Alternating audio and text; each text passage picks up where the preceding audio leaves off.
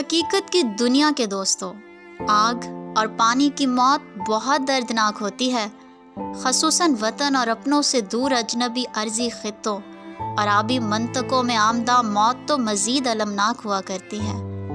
مرنے والا جلدی نہیں مرتا، آہستہ آہستہ مرتا ہے، ہر لمحہ مرتا ہے۔ آخری سانس سے پہلے تمام مقدور بھر زندگی سمٹ کر آنکھ کی پتلی میں ٹھہر جاتی ہے۔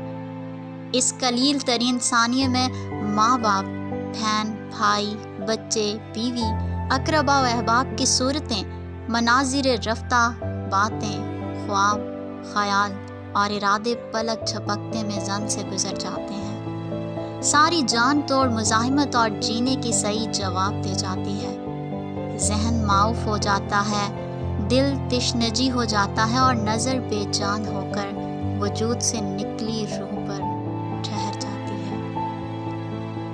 یہ وہ واحد آخری تجربہ ہوتا ہے جس سے زندہ واقف نہیں ہو پاتے اور نہ مرنے والا کسی سے بانٹ سکتا ہے۔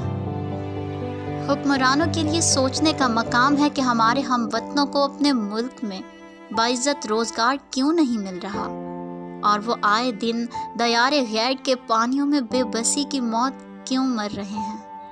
مرحوم جوانوں کے گھروں میں جو ماتم برپا ہے، کاش کہ اسے سمجھا جائے۔